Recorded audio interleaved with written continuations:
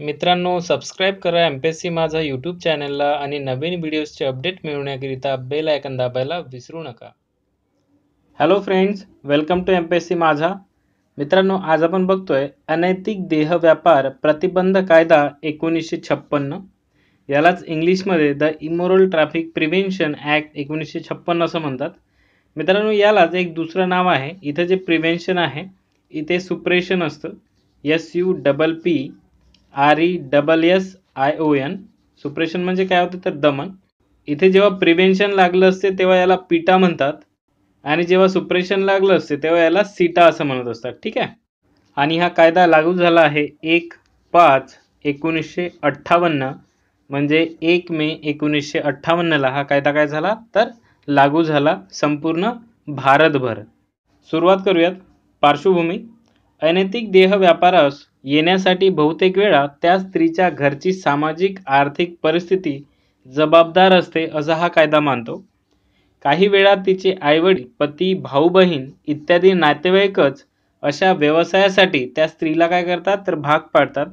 काही वेळा ती परदेशात नोकरी किंवा चित्रपटसृष्टीत काम करण्याच्या आमिषाची बळी ठरते व अखेर या व्यवसायात ढकलली जाते. या कायद्याने जरी देहव्यापार पूर्णपणे बेकायदेशीर ठरवला नसला तरी या व्यवसायासाठी मुलींना, महिलांना प्रवृत्त करणे, जबरदस्ती करणे, देशात किंवा परदेशात त्यांचा देहव्यापार करणे यावर मात्र पूर्णपणे बंदी आहे. या कायद्याच्या कचाट्यातून पळवाटा शोधण्यासाठी त्या महिलेने स्वतःच्या मर्जीने हा व्यवसाय निवडला असे म्हणले जाते. मात्र या कायद्याद्वारे ते काय आहे तर अनैतिक आहे. ठीक आहे. आता कायद्याला सुरुवात करूयात. मित्रांनो, यामध्ये 25 कलम आहेत. कलम 1 व्याप्ती. संपूर्ण भारतभर हा कायदा काय आहे तर लागू आहे. त्यानंतर कलम 2 मध्ये विविध व्याख्या दिलेल्या आहेत. मात्र परीक्षेच्या दृष्टिकोनातून जे महत्त्वाचे आहे त्या व्याख्या आपण घेतलेल्या आहेत. तर इथे चाइल्ड म्हणजे काय तर मूल, आणि हे मूल किती वर्षाचं मानलं आहे तर 16 वर्षाच्या खाली जे आहेत तर ते सर्व कोण आहेत तर ते मुलं आहेत. त्यानंतर मेजर म्हणजे मोठे. तर मोठे कोण तर ज्यांनी 18 वर्ष कंप्लीट केलेली आहेत ते कोण तर मेजर. त्यानंतर मायनर म्हणजे लहान कोण तर ज्यांनी 16 वर्ष तर कंप्लीट केलेली आहेत मात्र अजून 18 वर्ष त्यांना कंप्लीट नाही आहेत, म्हणजे 16 ते 18 वर्षाच्या दरम्यान जी आहेत ते कोण आहेत तर मायनर आहेत किंवा लहान आहेत. कलम 3 कोणतेही घर, जागा, कुंटणखाना व वेश्या व्यवसायासाठी वापरणे किंवा भाड्याने देणे, त्या जागेची देखरेख करणे हे काय आहे तर गुन्हा आहे. जी व्यक्ती कुंटणखाना चालविते, मदत करते व त्याची देखरेख करत आहे अशा व्यक्तीस प्रथम वेळेस 1 ते 3 वर्षाची कैद म्हणजेच कारावास तर ₹2000 पर्यंत दंड केला जाऊ शकतो. पुन्हा तेच केल्यास 2 ते 5 वर्षापर्यंतची कैद आणि 2000चा दंड त्या व्यक्तीस काय होऊ शकतो. माहिती असूनही स्वतःची जागा प्रत्यक्ष व अप्रत्यक्षरित्या या सर्व कृत्यांसाठी भाड्याने देणे यासाठी त्या व्यक्तीस प्रथम गुन्ह्यासाठी 2 वर्षापर्यंतची कैद व ₹2000 पर्यंतचा दंड होऊ शकतो. आणि पुन्हा हाच गुन्हा केल्यास 5 वर्षापर्यंतचा कारावास व दंड त्या व्यक्तीस केला जाऊ शकतो. यानंतर आहे कलम 4 18 वर्षाच्या वरील व्यक्तीने वेश्या व्यवसायाद्वारे उत्पन्न मिळवणे, वेश्या महिलेच्या वतीने ग्राहक शोधणे म्हणजे जे दलालीचे कामं करतात ती लोक, अशा व्यक्तीस 2 वर्षे कैद व ₹1000 दंड किंवा दोन्ही शिक्षा त्या व्यक्तीस होऊ शकतात.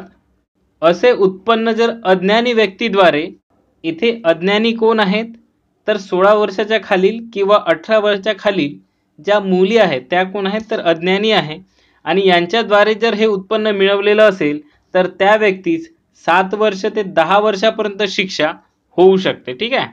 यानंतर आहे कलम 5 देह व्यवसायासाठी स्त्रियांचा पुरवठा करणे, फूस लावणे, पळवणे, एखाद्या स्त्रीची परवानगीने वा परवानगीशिवाय तिला वेश्या व्यवसाय करण्यास भाग पाडणे, कोणत्याही व्यक्तीला वेश्यागृहात जाण्यास प्रवृत्त करणे, तसेच वेश्या व्यवसायासाठी जबरदस्ती करणे यासाठी त्या व्यक्तीस 3 ते 7 वर्षापर्यंतची कैद तर ₹2000 पर्यंतचा दंड त्या व्यक्तीस होऊ शकतो. आणि जर ही व्यक्ती अज्ञान चाइल्ड असेल, चाइल्ड म्हणजे कोण बघितलं आपण तर 16 वर्षाची जी आतली असेल तर त्या व्यक्तीस 7 वर्ष ते आजन्म कारावास अशी शिक्षा त्या व्यक्तीस होऊ शकते. आणि ही व्यक्ती अज्ञान व्यक्ती मायनर असेल, मायनर म्हणजे कोण, तर 18 आणि 16च्या दरम्यान जर ती व्यक्ती असेल तर त्या गुन्हेगाराला 7 वर्षे ते 14 वर्षापर्यंतचा कारावास होऊ शकतो. यानंतर आहे कलम 6. जिथे देह व्यापार सुरू आहे अशा ठिकाणी कोणालाही संमतीने व संमतीशिवाय डांबून ठेवल्यास 7 वर्षे ते आजन्म कारावास किंवा 10 वर्षे कारावास व दंड या शिक्षा केल्या जाऊ शकतात. यानंतर आहे कलम 7. कोणतीही प्रार्थनास्थळे, शिक्षण संस्था, रुग्णालय किंवा पोलीस आयुक्तांनी अधिकृत केलेल्या सार्वजनिक ठिकाणापासून 200 मीटरच्या आत व्यवसाय करणे व प्रसार करणे हा काय आहे, तर गुन्हा आहे.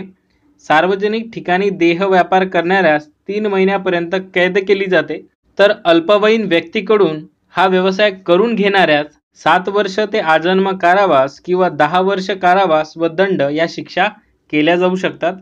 देह व्यापारासाठी सार्वजनिक ठिकाणी किंवा हॉटेलमध्ये जागा भाड्याने दिल्यास प्रथम गुन्ह्यासाठी 3 महिने कैद व रुपये 200 दंड किंवा या दोन्ही शिक्षा होऊ शकतात. नंतरच्या गुन्ह्यात 6 महिने कैद किंवा रुपये 200 दंड किंवा या दोन्ही शिक्षा केल्या जाऊ शकतात. अल्पवयीन व्यक्तीस म्हणजे 18 वर्षाच्या कमी वय असलेल्या व्यक्तीस देह व्यापार करताना हॉटेलमध्ये पकडल्यास त्या हॉटेलचा परवाना कायमचा रद्द करण्यात येतो. आणि ही जर व्यक्ती 18 वयापेक्षा जास्त आहे तर 6 महिन्यासाठी किंवा 1 वर्षासाठी परवाना काय करता येतो, तर रद्द करता येतो. आणि हे रद्द कोण करत असतं, तर न्यायालयाच्या आदेशावरून संबंधित प्राधिकरण करत असतं. ठीक आहे. यानंतर आहे कलम 8. सार्वजनिक ठिकाणी हजर असलेल्या किंवा त्या ठिकाणी येणाऱ्या जाणाऱ्या व्यक्तींना वेश्यावृत्तीसाठी शब्दांनी, खुणेने व इतर प्रकारे आकर्षित करणे, मोहात पाडणे किंवा बोलावणे तसेच हाक मारणे हा काय आहे, तर गुन्हा आहे. पहिल्या गुन्ह्यास 6 महिन्यापर्यंतचा कारावास व रुपये 500 दंड किंवा दोन्ही शिक्षा केल्या जाऊ शकतात. तसेच हा गुन्हा पुन्हा केल्यास 1 वर्षापर्यंतचा कारावास व रुपये 500 दंड किंवा दोन्ही शिक्षा केल्या जाऊ शकतात. मात्र हा गुन्हा जर पुरुषाने केला असेल तर त्याला 7 दिवस ते 3 महिन्यापर्यंतची शिक्षा केली जाते. यानंतर आहे कलम 9. कोणतीही व्यक्ती जो एखाद्या व्यक्तीच्या वेश्या व्यवसायाचा कारभार पाहतो किंवा त्याला मदत करतो किंवा तिच्याशी लैंगिक संबंध ठेवतो, म्हणजे ज्याला मुखिया असं म्हणतात, त्याला 7 वर्ष ते आजन्म कारावास किंवा 10 वर्ष कारावास व दंड अशा शिक्षा केल्या जातात.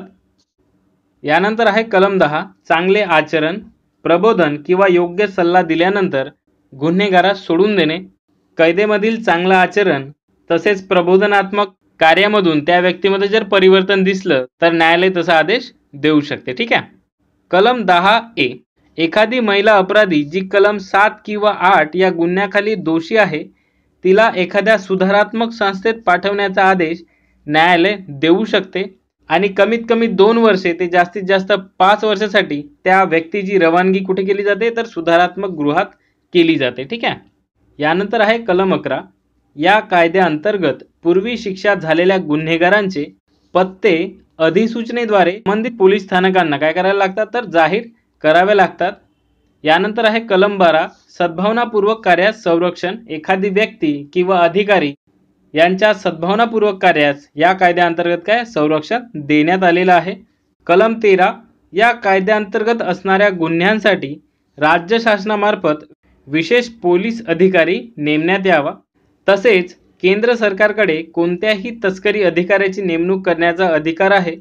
संपूर्ण भारताच्या संबंधात कायदा राबवण्याचा आणि निर्वहन करण्याचं कार्य कोणाकडे आहे, तर त्या तस्करी अधिकाऱ्याकडे केंद्र सरकार सोपवू शकते. ठीक आहे. कलम 14. प्रत्येक गुन्हा हा दखलपात्र आहे आणि अटक करत असताना विशेष पोलीस अधिकारी किंवा किमान सब इन्स्पेक्टर असलेला अधिकारी अटक करू शकतो. कलम 15. पोलिसांना तपासासाठी वॉरंटची गरज नसते. कलम 16. व्यक्तीची वेश्यागृहातून सुटका करणे. दंडाधिकारी एखाद्या पोलीस अधिकाऱ्यास असे निर्देश देऊ शकतात. किमान उपनिरीक्षक म्हणजे सब इन्स्पेक्टरच्या दर्जाचा अधिकारी हे कार्य करण्यास पात्र असतो. व्यक्तीची वेश्यागृहातून सुटका केल्यास ताबडतोब त्याला संबंधित दंडाधिकाऱ्याकडे हजर करावे लागते. कलम 17. व्यक्तीची मध्यवर्ती कस्टडी न्यायालय ठरवते. कलम 15 व 16 साठी ही तरतूद आहे. म्हणजे एखाद्या व्यक्तीला जर अटक केली किंवा एखाद्या व्यक्तीची वेश्यागृहातून सुटका केली तर त्या व्यक्तीचं काय करायचं हे कोण ठरवतं, तर न्यायालय ठरवत असतं. कलम 18 वेश्यालय बंद करणे आणि परिसरातून देहविक्रय करणाऱ्यांना हटविणे. दंडाधिकारी माहिती प्राप्त झाल्यानंतर पोलिसांकडून कोणतेही घर, खोली, ठिकाण किंवा सार्वजनिक जागेच्या 200 मीटर अंतरावरील अशी जागा खाली करण्याचे आदेश देत असतात. यानंतर आहे कलम 19 चौकशी झाल्यानंतर आणि कारणे नोंदविल्यानंतर दंडाधिकारी खालील आदेश देऊ शकतात. त्या व्यक्तीस निर्देशित कालावधीसाठी संरक्षित गृह, सुधारात्मक संस्था तसेच नियुक्त व्यक्तीच्या देखरेखीखाली ठेवले जाते. कलम 20 कोणत्याही ठिकाणाहून देहविक्रय करणाऱ्या स्त्रियांना हटविणे. दंडाधिकारी आपल्या कार्यक्षेत्र मर्यादेत हे आदेश देऊ शकतात.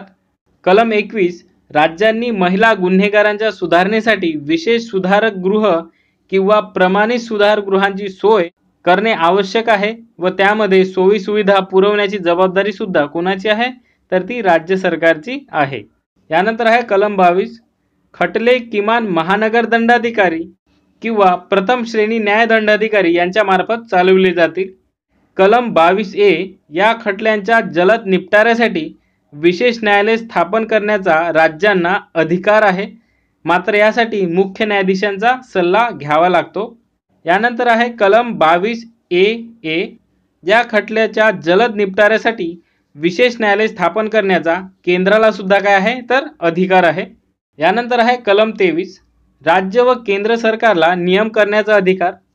कलम 24 हा कायदा इतर कायद्यांपेक्षा वरचढ नसणे आणि कलम 25 यामध्ये इतर गोष्टींचा समावेश करण्यात आलेला आहे. मित्रांनो, आशा करतो हा कायदा तुम्हाला समजला असेल. हा व्हिडिओ आवडला असेल तर नक्कीच या व्हिडिओला लाईक व शेअर करायला विसरू नका. सोबतच तुमच्या काही सूचना व समस्या असतील तर नक्कीच तुम्ही कमेंट बॉक्समध्ये त्या टाईप करू शकता. ठीक आहे. Thank you friends.